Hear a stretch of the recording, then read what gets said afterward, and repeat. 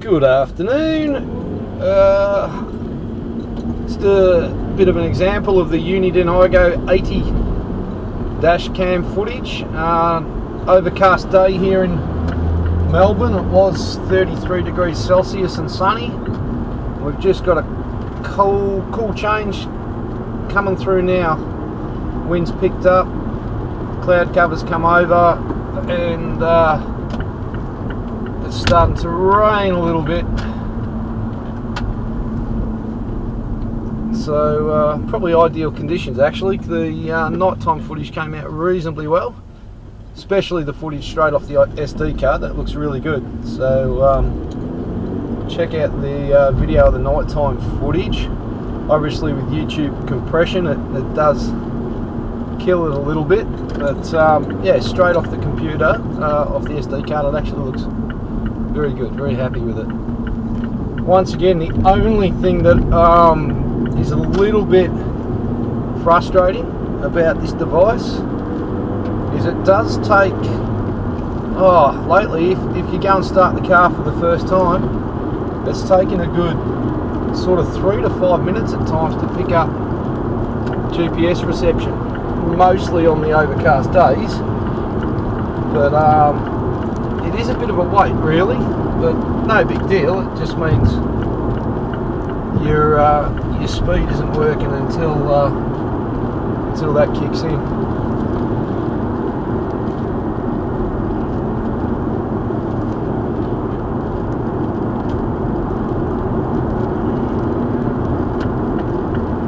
So just a bit of a test in traffic today.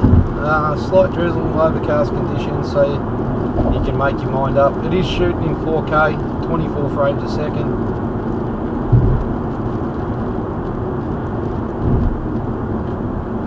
Tip of the van won't be happy about being cut off, but anyway.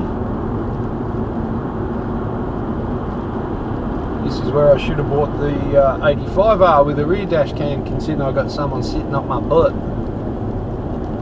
But anyway, that'll come in the other car. So yeah, it's not too bad so far. You can also download the Uniden video player, and then when you watch your videos on the computer, it does give you the Google map of where you've been driving and so forth with the geotagging. So not bad for evidence if need be, for speeding or speed cameras or so forth.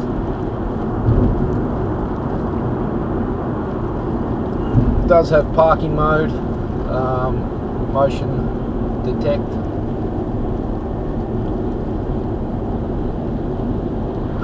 You can set the G-shock sensor or whatever it is to low, medium or high. I still need to work out which one's best to set it on because it hasn't gone off yet, even under extreme braking. So I'm not sure if I set it to low, that means it's not very sensitive, the sensitivity's low, or if that means a low impact would activate it. So I'm not too sure which one at the moment. So at the moment it's set to high. I have played around with it on low, medium and high, but if anyone knows, let me know. Does low mean the sensitivity's low and it takes a big impact to set it off, or does low mean it will pick up low shocks? No idea. Let me know.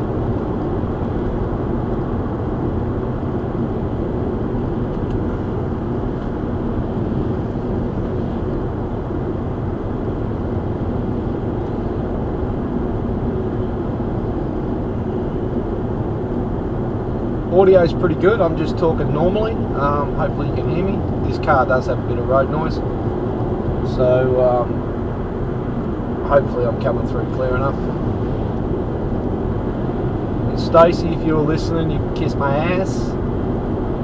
Alright, I know you don't like YouTube vlogs, you think it's silly, but hey, get over it.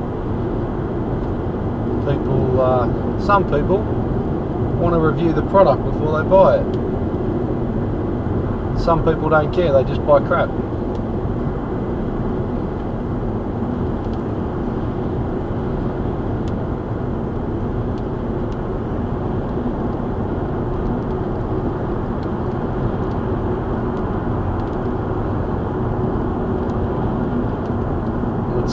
the speed red light camera warning goes off shortly.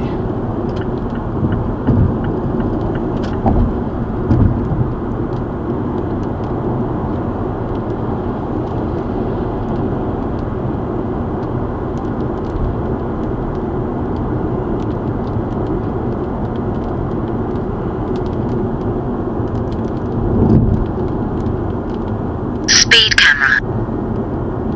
There you go.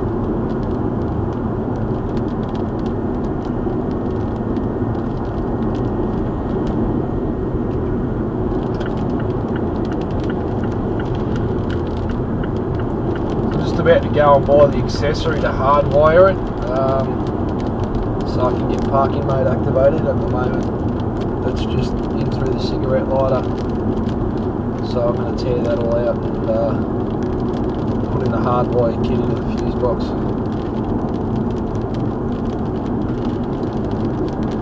It does have Wi-Fi, so you can just download the footage straight onto your phone, which is pretty cool.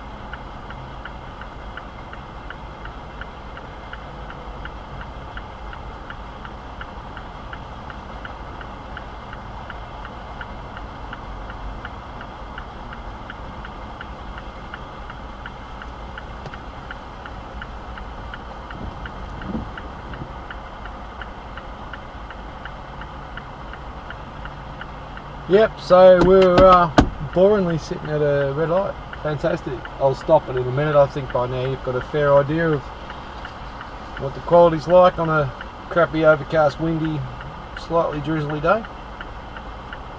And if anyone knows about that G sensor, please let me know. But yeah, that's about it. Hope everyone has a good day. Bye.